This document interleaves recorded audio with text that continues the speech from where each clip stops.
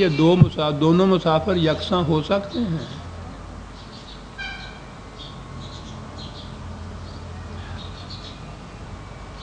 اب یہ جو چیز تھی کہ یہ آنکھیں کھول کر چلنے والا یہ منزل مقصود تک پہنچے گا،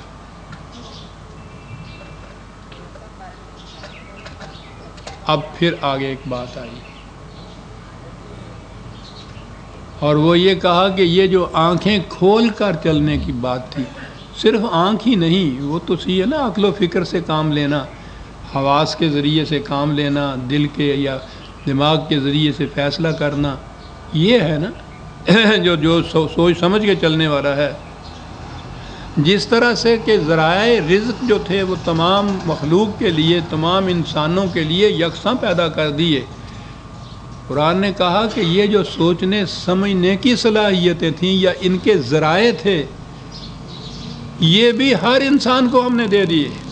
قُلْ هُوَ الَّذِي أَنشَأَكُمْ وَجَعَلَ لَكُمُ السَّمْعَ وَالْأَبْصَارَ وَالْأَفْئِدَةَ۔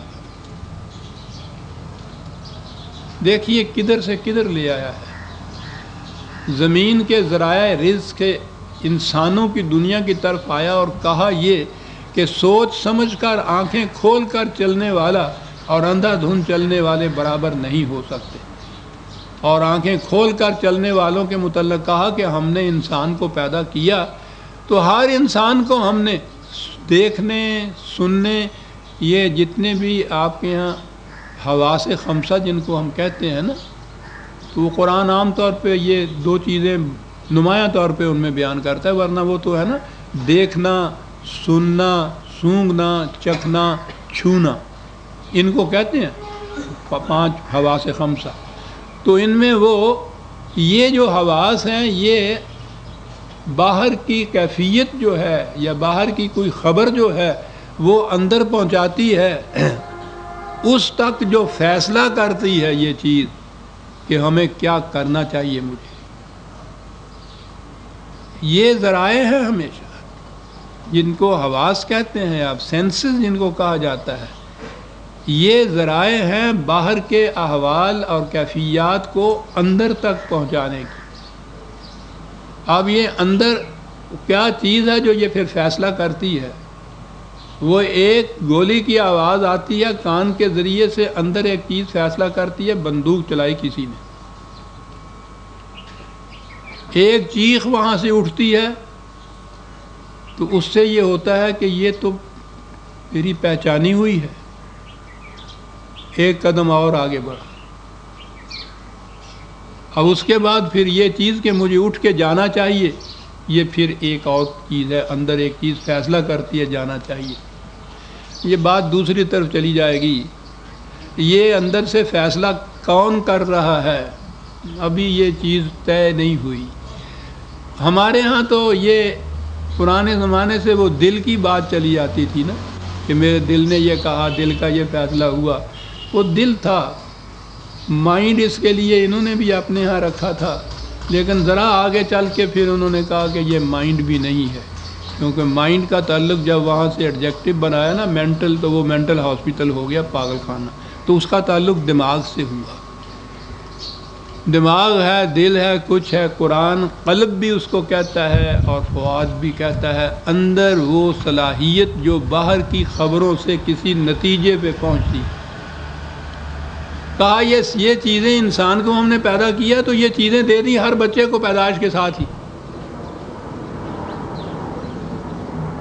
وہ جیسے ذرائع رزق دے دیے تھے یہ بھی دے دیا۔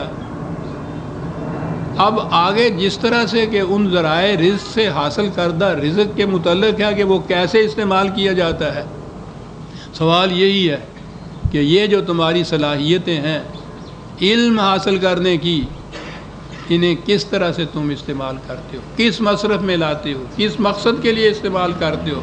قلیلم ما تشکرون، بہت تھوڑے انسان ہیں جو ان کا صحیح استعمال کرتے ہیں۔ نہ رزق کی صحیح تقسیم ہوتی ہے، نہ علم یا ذرائع علم کا مصرف صحیح ہوتا ہے، بہت کم ہے۔ کہا قل هو الذی ذرأکم فی الارض وإلیہ تحشرون، ان سے کہو کہ زمین میں تمہیں اس نے پیدا کیا، ساری زمین پہ، ساری دنیا پہ تم پھیل گئے، اتنی آبادیاں وسیع ہو گئیں، پھیلے ہوئے ہو۔ ٹھیک ہے، پھیلے ہوئے ہو تو بظاہر ایسا ہے کہ مثلا ہمارے پاکستان کے کسی گاؤں کا ایک فرد، افریقہ کے کسی گاؤں کا ایک حبشی، دونوں میں کوئی کسی قسم کا نسبت نہیں، تعلق نہیں، واسطہ نہیں، بظاہر کوئی شے نہیں۔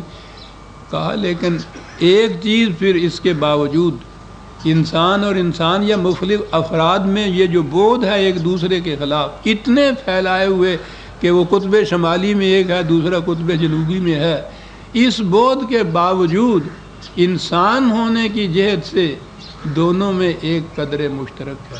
جس طرح سے یہ فطرت کے قوانین دونوں پہ یکساں طور پر لاگو ہوتے ہیں، ہوا پر دار و مدار ہے زندگی کا اس شخص کے بھی اور اس شخص کی بھی، پانی پر دار و مدار ہے زندگی کا اس کے بھی اور اس کا بھی۔ اب دیکھتے ہیں دونوں کے اندر جیسے لاسلکی ایک ہوتی ہے، وائرلیس ہوتی ہے دونوں کی، اسے پیاس لگتی ہے وہ بھی پانی کی طرف جاتا ہے، اسے پیاس لگتی ہے یہ بھی پانی کی طرف جاتا ہے۔ کہا یہ چیز قدر مشترک کیا ہے انسانوں کے اندر؟ کہا اسی طرح سے یہ جو فزیکل لاز یا یہ طبی زندگی سے متعلق قوانین ہیں، انسان کی انسانی زندگی کے متعلق بھی قوانین ہیں، اور وہ یہ ہے کہ ظالم کی کھیتی پنپ نہیں سکتی۔ جیسے پانی کے بغیر زندہ نہیں رہ سکتا قانون ہے، ظالم کی کھیتی پنپ نہیں سکتی قانون ہے، اور دنیا کے تمام انسانوں کے اوپر یہ قانون جو ہے اس کا اطلاق ہوتا ہے۔ یہ نہیں ہے کہ مشرق کے ظالم جو ہے ان کو پکڑا جائے گا اور مغرب کے ظالم کو نہیں پکڑا جائے گا، فرعون کو پکڑا جائے گا اور اس دور کے فرعونہ جو ہیں ان کو نہیں پکڑا جائے گا۔ قانون ہے، اور یہ قانون ہر انسان پر اطلاق اس کا ہوتا ہے۔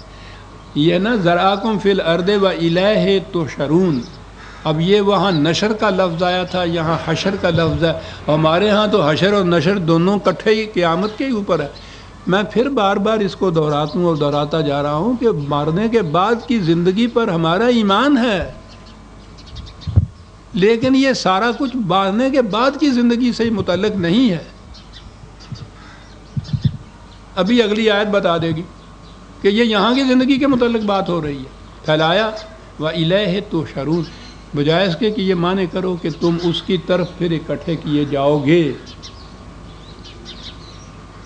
اس کا ایک قانون جو انسانوں کے اوپر اطلاق جس کا ہوتا ہے، اس میں تمام کے تمام یکساں ہیں، سب اپنا قدم اس کی طرف اٹھا رہے ہیں، اس کے احاطے سے باہر کوئی نہیں جا سکتا۔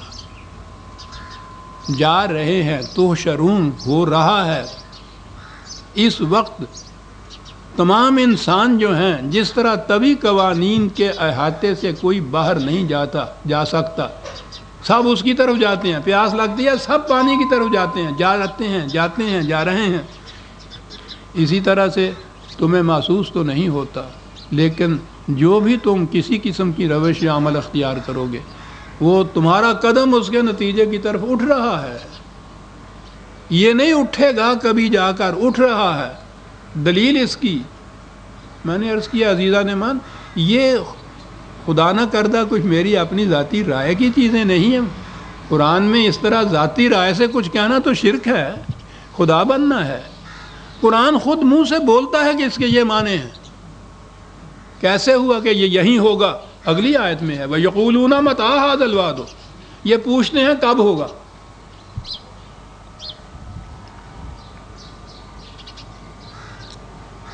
ان کنتم صادقین، کہتا کہ اگر تم سچے ہو اپنے اس دعوے میں کہ ظالم کی کھیتی پنپ نہیں سکتی، تو بتاؤ ظالم تو پنپ رہا ہے،